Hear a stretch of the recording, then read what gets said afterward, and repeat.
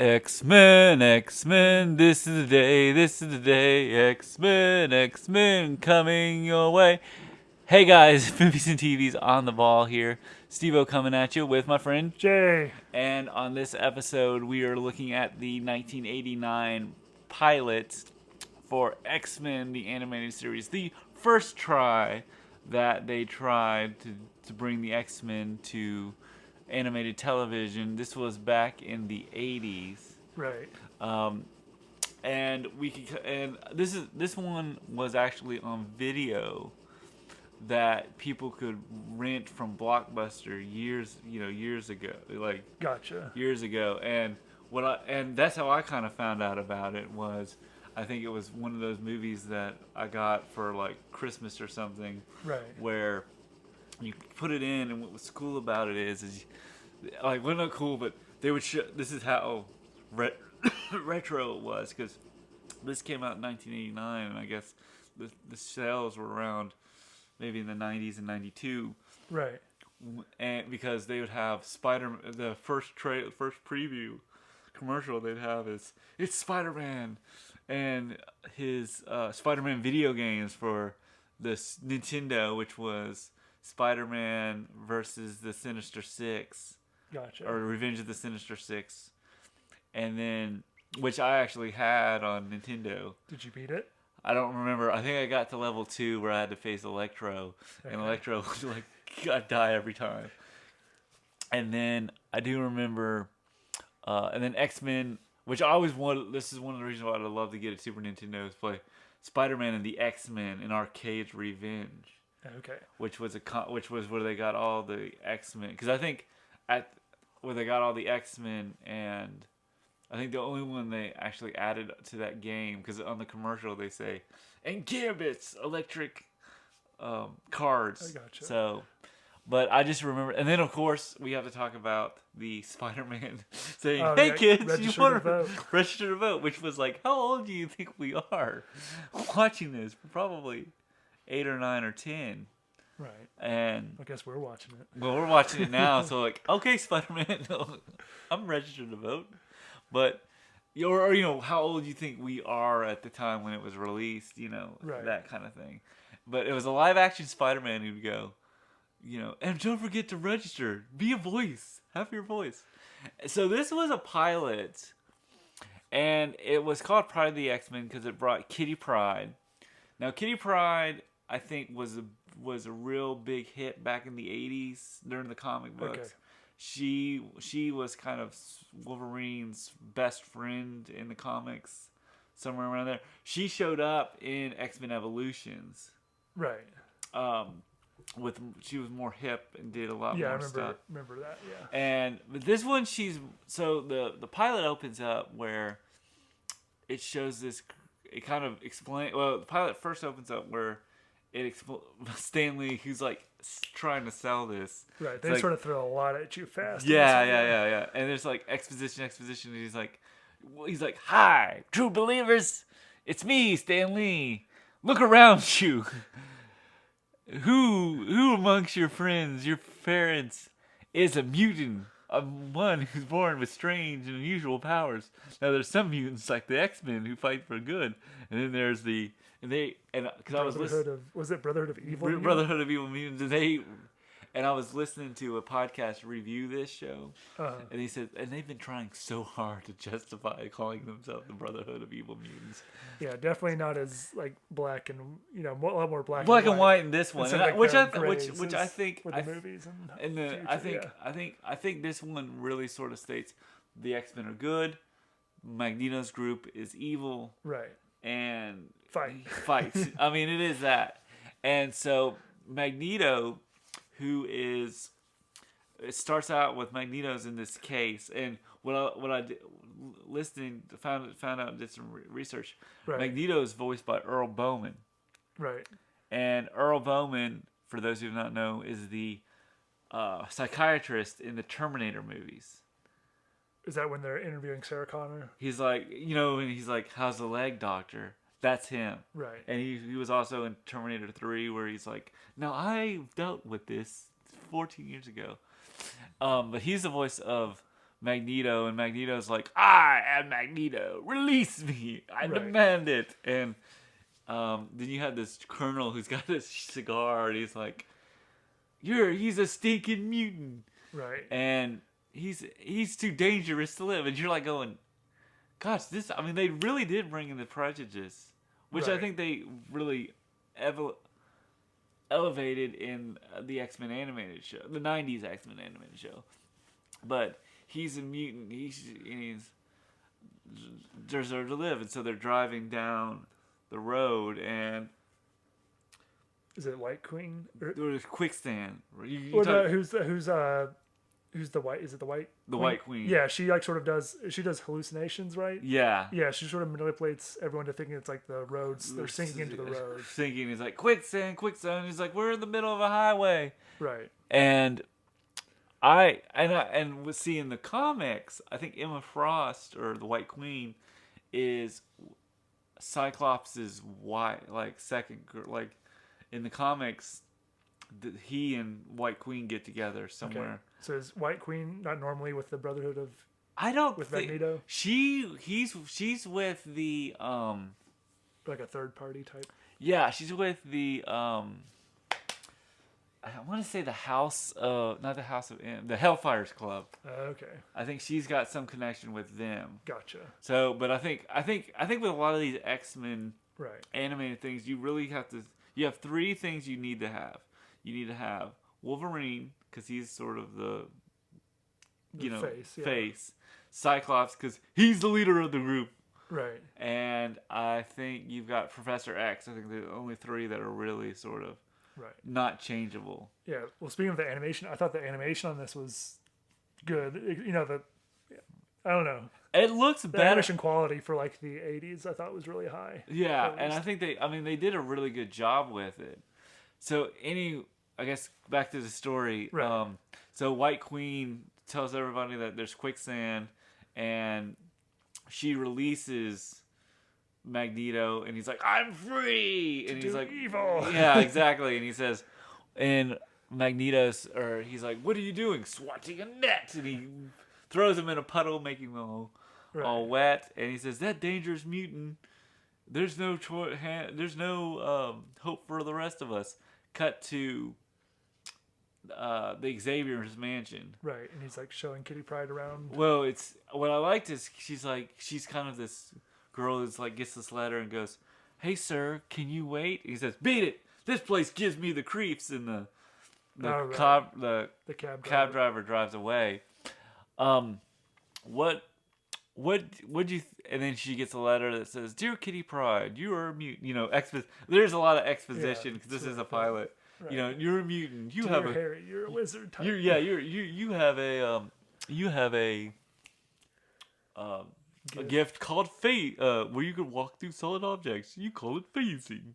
Right. And so she goes into. She walks, or I guess the door opens automatically for her, and then there's like so lazy. Just he's like, "Hi, this way, Miss Pryde," and it's like, "I'm just a telepathic Professor X, yeah. telepathic imaging, and my body's over there, and it's like 2 feet away." Right. And like I remember because I listened to a podcast review this, and he's like, "You couldn't get the door?" Professor X couldn't get the door. And it's like, and so Professor Xavier, what's your thoughts? So Professor Xavier says, "I and my team is called the X-Men," and then there's this huge screen where it's got all the X-Men. Yeah, they go through quite a long time just like introducing everyone. Well, no, I think they needed to just because, right. For people like if I didn't read a comic book, Like what's going on? what the hell's going on? Right. So in this one, he says these are the X-Men, and this is the Cerebro, and Cerebro is the computer, The danger room. and this is the danger room, and out there is the danger room itself. Right. And he shows them basically. It starts off with Cyclops. Right. I can't remember the order, but Okay, yeah, it's like Cyclops, Nightcrawler, Wolverine, the Dazzler, Storm. I think Storm's the last one. Oh, what about who's the metal man guy? Oh, Colossus. Colossus. So we'll just kind of go. So first one was Cyclops. Cyclops is this like Legend of the Hidden Temple, where Right. he like faces off these giant like statues, and I there's think like Wolverine's one with with, him. Yeah. and then Wolverine fights him off with a His claws. claws, and then we see Dazzler, who, I think it's like plants are grabbing her. well, she She's like- uses sound. Her powers is she uses sound and turns it into light. Right. And I think in the comics at the time, she was a rock star Oh, that or would fit. something Yeah. like that. And she uses her power. I think they were going to put her in X-Men Days of Future Past as like like a Taylor Swift knockoff or something. Gotcha. But she uses sound, and she's with these plant monsters, who basically the plant monsters.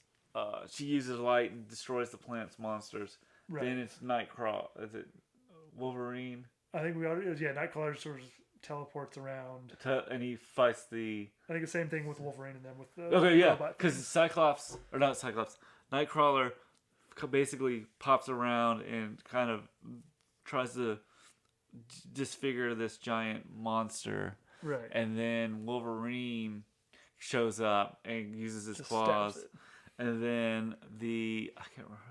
I think Colossus was just like running through a Colossus- hallway of like He's things. like He just, kind of smashes. he's like in a hallway, but it's kind of like a it looks like an Indiana Jones kind of like well, the traps are going. traps are going on, and you see him, and he looks like I like how he looks sort of like a explorer, and as he's kind of walking, kind of going through the things, you can see him get bigger, and then as for me. And then Storm is the last one. Oh, right. And Storm, and Storm is she's not in the white outfit. right. She's in I think in the 80s she had that sort of like More black, I think. Yeah. black and kind of like very like bikini looking Right. kind of Sort of like a swimsuit. swimsuit. But what was your thoughts? What was your thoughts on their like design? Because I grew up with we grew up with the Right. '92 version. I think their costumes look decent. Yeah, I like I think them. I was kind of interested with Cyclops's because he has that whole Yeah. complete suit. Yeah, I guess Cyclops. It does seem a bit plain, I guess, for Cyclops as compared to the 90s yeah. one, yeah. And I did and I thought it was kind of cool that they brought, and I liked Wolverine's kind of red, and because I had the toys. There was I think at the time there were toys Oh, like that claws. Yeah. there you retract the claws and then you hit this button and go out. Gotcha. And it was pretty. And then Cyclops had a little flick on the back which lights up the thing. I think I had it and I'm like, oh my god, look! And the light doesn't work anymore. But I thought that was so anyway. Storm. So they meet. Then Kitty phases through the danger room. through right, the danger room. Right. And then Storm basically uses her powers to make sure she doesn't fall to her death. Right. And she's caught by Colossus. And she's like, X-Men, meet Kitty Pryde. And then Wolverine's like, what's this little kid doing here? Yeah, and he's like, the kids don't need... he says, the X-Men doesn't have any time for whiny brats. Which is interesting how he's so anti-new member. But yet, if Right. you look at the X-Men... the movie with Rogue... Right. And the movie, and in '92 with Jubilee, he's more affectionate. Not affectionate, but he's. Right. Did you say in the comics they were friends between Kitty Pryde and Wolverine? I think in the I'm pretty Maybe sure. they're trying to go for if they get going on, they'll show them become friends. Yeah, that's probably what it was. Yeah. Because I think Kitty was the one that, and I think in the because she shows up in X-Men Evolutions. Right. And I think she's more of a high schooler in that one. Right. I don't know if I haven't watched a lot of it.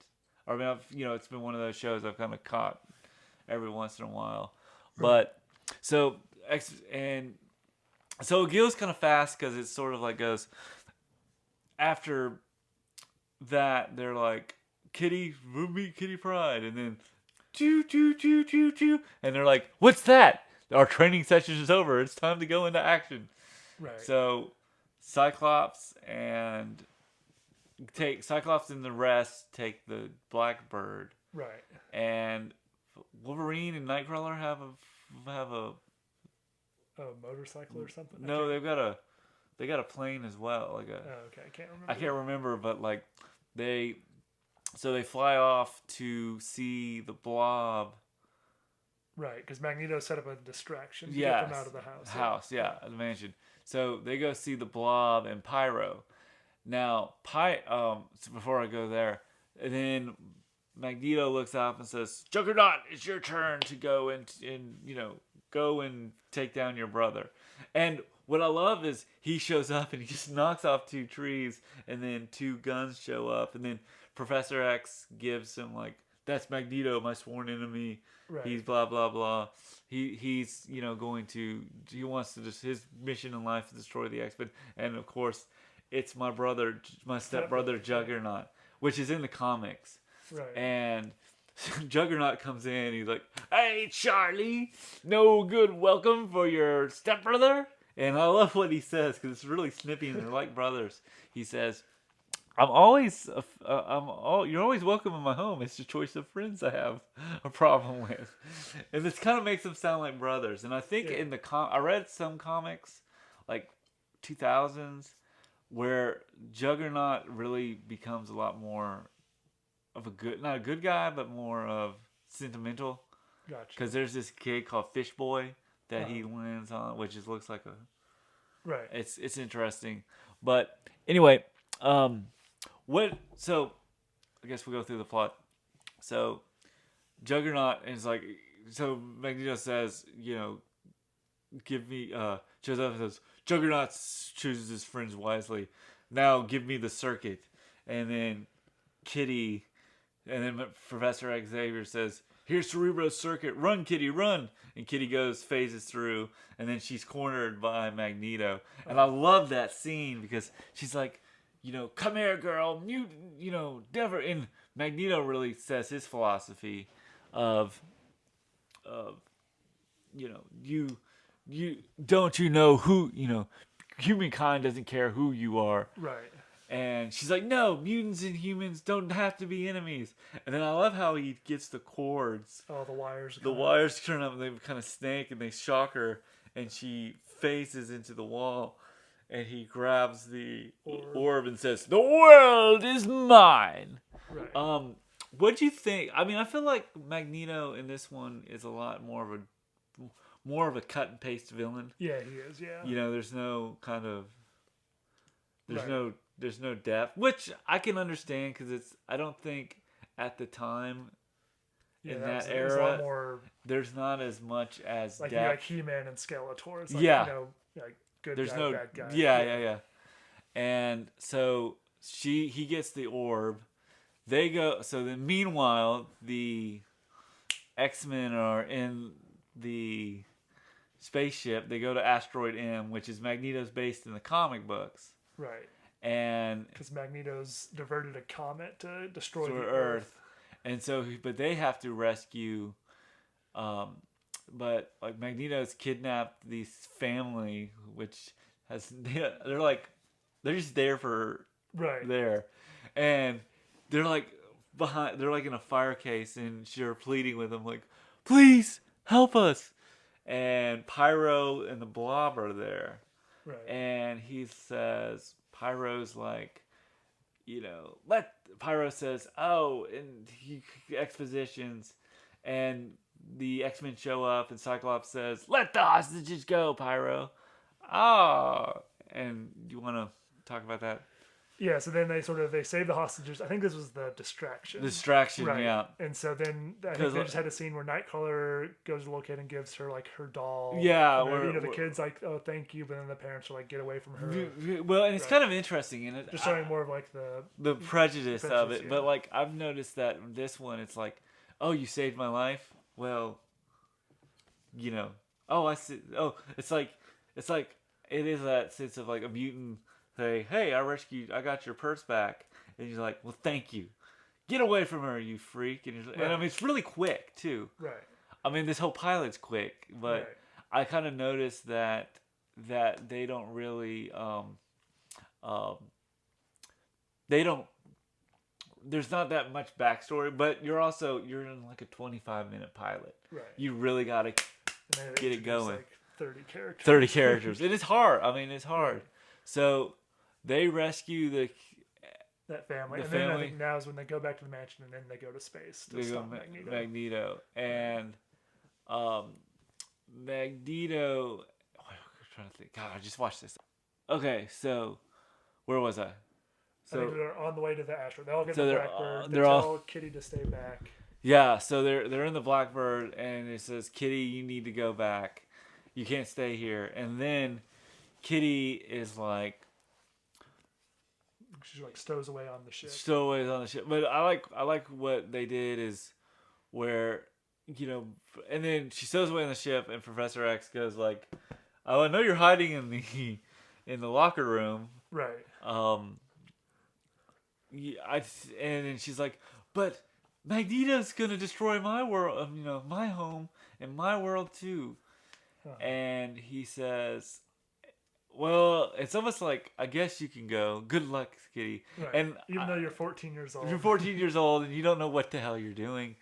I kind of noticed that Magneto in this, or not Magneto, Professor X, isn't as interesting. I mean, it's still a pilot, but did you feel like in the pilot of X-Men, the first one, Like from the 90s one? the 90s one, there was more depth? Yeah, I'd say so. They just had more room. I think room. that was, 3 episodes long. Yeah, they kind of... They had more time. But he's like, "Good luck, child." And so, I guess we can... So then, I guess this scene, the next couple scenes is pretty much... To me, looking at it now, I'm like, okay, introducing more of the villains. they're introducing the villains and they're showing the heroes' power, the X-Men's powers. So, the first one they fight is Like Pyro. Pyro, and Pyro says, "You have a good Bobby." Yeah. And he flames up everything. And then the Dazzler shows off her powers, where she takes the light ball and starts blasting her Right. with powers. And then I think Toad shows Toad up. shows. Flips So yeah, Wolverine. so Wolverine's walking by, and Toad says, "I'm here." Now Toad is voiced by Frank Walker, Okay. and Toad doesn't look like in the X-Men movie. It was played by Ray Parks, and Ray Parks had more of a Toad, like actual Yeah, like animalistic. animalistic. And what I noticed with Toad in this one, he's more of like a Igor. Yeah, Igor Clown, like, "Yes, master." Yeah, yes. much more like that. Igor, yeah.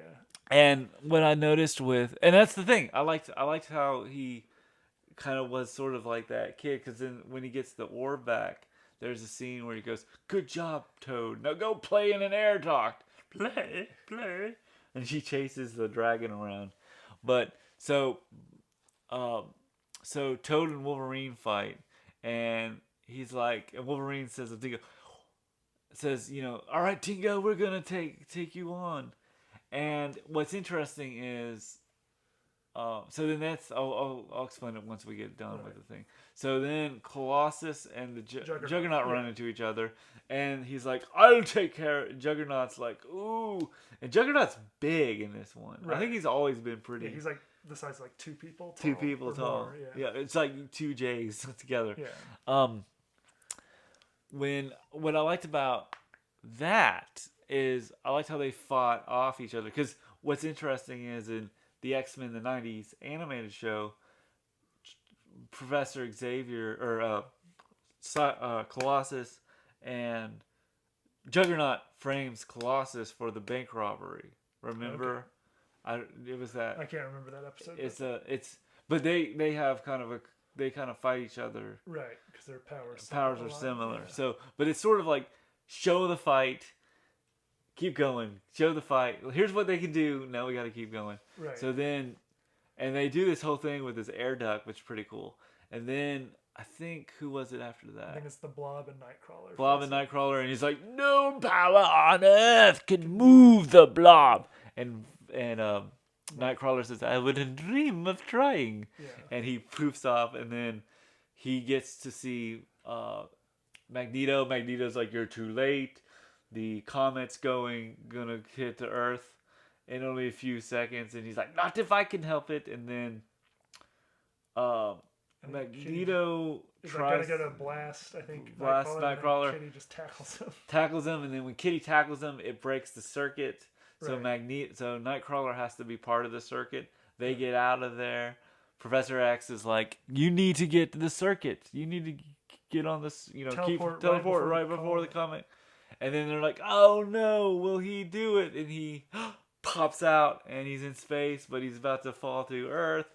They have to, not if we can get the grappling hooks on him. Right. And then, but everything turns out all right, and that's kind of the end of the episode. Right, and then Magneto flew away with his crew too. So. Yeah, and what I liked too is that Nightcrawler and Kitty Pryde really get more. They kind of, I noticed it she's a lot more afraid of him, but she starts to respect him at the end of the show. Right. So that was, and then I always love what Stan Lee says. And the X-Men will always be there to save the day, and they're like on the world with Professor X's face. That's the end of the pilot. That didn't go anywhere. So two things. Do you think this was, in the words of my friend Bibbs and Whitney, canceled too soon? Do you think it could have gone more episodes, at least more than a pilot? Probably, but I don't know if it'd been very good. You don't think so? No. Do you think? But would I watched it? Yes. Yes. Okay. Okay. That's where I was going. Do you think that I thought it was all right. It's not. Right. I think because I'm so used. I was like, I think because I'm so used to the '90s one, this one seems a little bit like a cheap imitation. Yeah. But that's just me. No, I would agree. Yeah.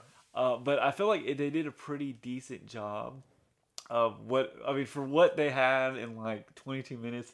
They give you a lot of stuff, Yeah. and you got, and I guess now watching it, I was like, oh, that was only 22 minutes long. It felt like an hour probably when I was 8. Right. But I liked it. I thought it was all right. I thought there was just no depth to it. Right. And even in the I feel pilot, like the animation was sort of carried it. Yeah. Just the quality of the animation carried a lot of the show. Yeah. But would you like to have seen at least maybe 3 or 4 episodes? Yeah, Do you think it was canceled too soon? In the words, do you think they should have won and done it, or would you give it more? I would have liked to seen it a little bit more. Just to see what they were doing. Right. I think it would depend on because I think what X-Men they would pick, would be interesting. But I give it like let's look at it this way. For a first try, I give it an 8. Gotcha. What about you? I would say more like a 7 or 6.5. 6.5. Yeah, just because like. I'm not like I would. They just throw too many. Like, I don't think any character had depth in that whole. No. Yeah, it's just sort of like, here's my name, here's my power. Let's go. Right. Okay. And I did feel like that, and I kind of wanted to see. I wanted to see more depth of the characters. Wolverine's Australian accent was a little bit of kind of like scratching my head at the time. Right. Now I'm kind of like, well, we already got Hugh Jackman as Wolverine, and he's Australian. I can see it now, Right. But yeah, I would say I'd probably give it 7 or 8. Right. Looking at it now, I think I'd give it a decent higher rating. Right. Probably if I was 10. What do you think about the opening theme thing? X-Men, this is the day. I was kind of like, I thought it was pretty cool, and it kind of explains. I mean, I think a lot of '80s shows kind of had to really sort of walk you through it. Right. I feel like the sort of like the power levels of like just the, they all sort of look like He-Man. There's like super ripped, or no, just like everyone's like super ripped. Like everyone's like could feel like they could throw a truck. Yeah. And I kind of would like, I don't know. I mean, I think it'd be interesting to see what what they could do with it. I think it just depends on who they would choose to have, because like the Dazzler, that would have been. I mean, I don't think I've seen the Dazzler, or I've seen the Blob. I think he was in an episode of X-Men, the animated series from the '90s. Right. But I thought it was all right. I mean, it was a step in the right direction, but I think it's like Betamax and VHS. Betamax was okay, but VHS won the day. Right. So that's our look at X-Men, the Pryde of the X-Men. Next up will finally be John Wick Chapter 4. Please stay tuned. And as always, I'm Steve. And I'm Jay. And like and subscribe. If there's anything else you want me to talk about, please let me know below. Peace.